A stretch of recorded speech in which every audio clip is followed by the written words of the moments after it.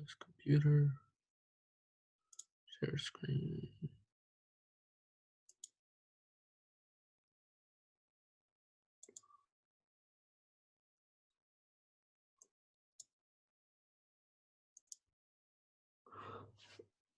All right.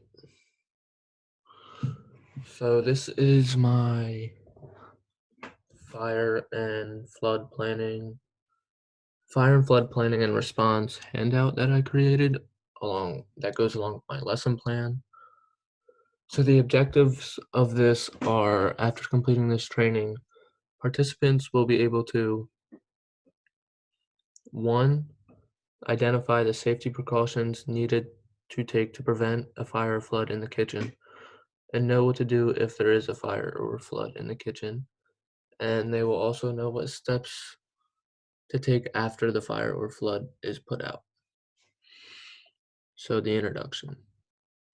In today's lecture, we will be going over what precautions to take to prevent a fire or flood in the kitchen, and what to do if there's actually a fire or flood in the kitchen.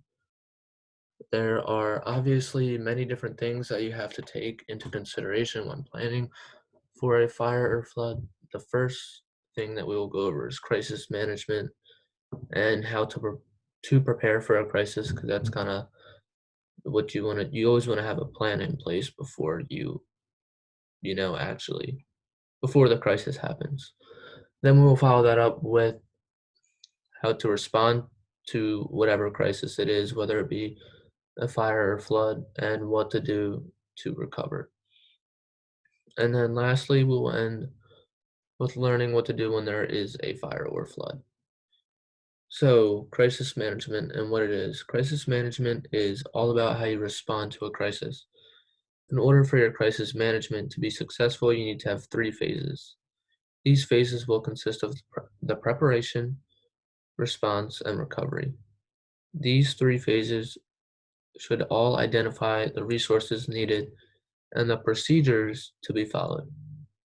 After you complete your crisis management plan, you should always test it and run it over with the staff to make sure they are familiar with it. You don't want anyone to be unfamiliar with it, because obviously this is going to be happening during a crisis, which is never good in a restaurant or hotel setting or in the kitchen in general. You never want to have a fire or flood because it can mess up a lot of things. So, developing a crisis management team.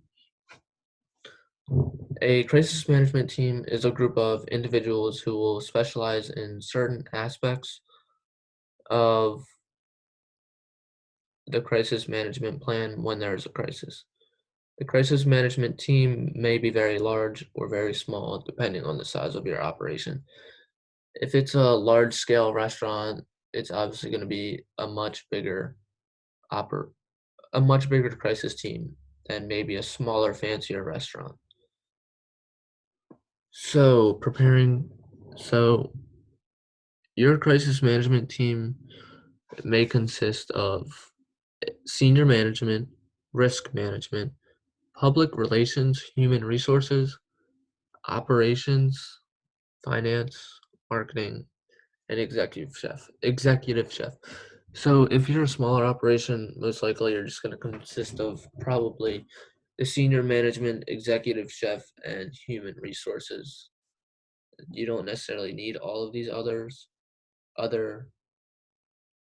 people on your team, but if you have a large scale operation, it will be more helpful to have more people, because obviously you're going to be on a bigger scale. Preparing for a crisis. When preparing for a crisis, you always want to have emergency contact list. You always want to have a emergency contact list, a communication plan, and a crisis kit. So the emergency contact list should include names and numbers of crisis management team. It should include police and fire department, obviously, and it should include any other regulatory authorities. Communication plan should include the following: a list of questions and answers that the media may ask you so you know how to respond. Sample press releases that can be changed according to the crisis. A list of contacts for press conferences or news briefings, who are people who deal with the media. And of course, a plan for communicating with the staff. The next thing is a crisis kit. A crisis kit is a 3-ring binder that has all the plan's materials in it.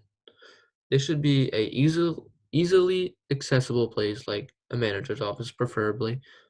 Um, this binder will consist of the emergency contact list, communication plan, and basically everything else relating to how to respond to a crisis, how to solve, how to overcome a crisis, what to do when the crisis has already happened and you're in the next step, and etc. So the crisis response. When responding to a crisis, the first thing that you want to do is gather your crisis management team. You will then put the crisis plan into effect, and there are a few things that you should consider when doing this, which are the media relations, direct communication, and a solution. So the media relations. When working with the media, you always want to contact them before they contact you because they might want to put out false information that could put a bad reputation on your restaurant or establishment, and that never looks good when multiple people get a hand of this, and it's not what you want. You always want to have direct and true information put out there. So direct communication. You always want to communicate the information directly to your audience. Do not depend on the media, like I said, to make your case, and make sure that all your information is clear and precise. If something is not how it should be, you want to tell your customers how it should be. You never want to lie to them because then they might not trust you enough to maybe even eat at your restaurant or ever really come back.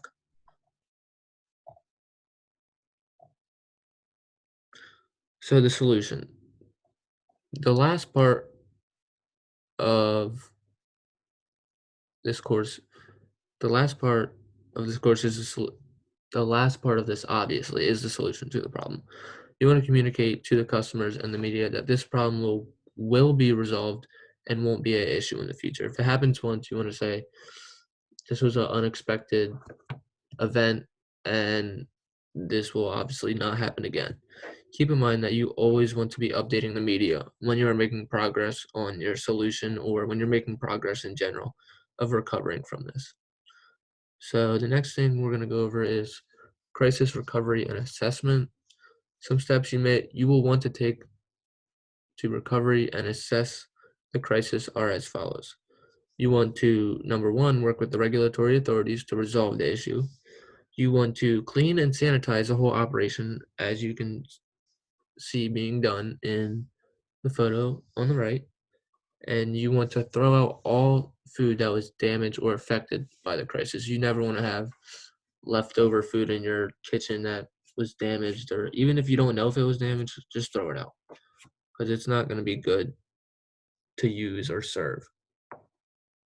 And you want to develop a plan to reassure the guests that the operation is safe to serving food again.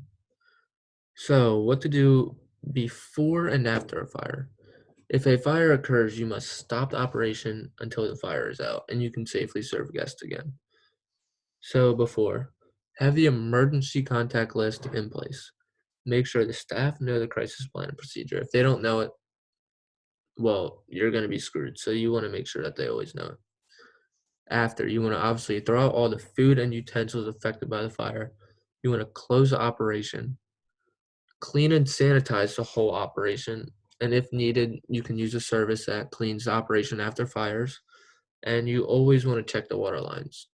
One of the biggest mistakes is people don't check the water lines, and their water pressure may be lower in the area because of the fire hoses that were used to put out the fire.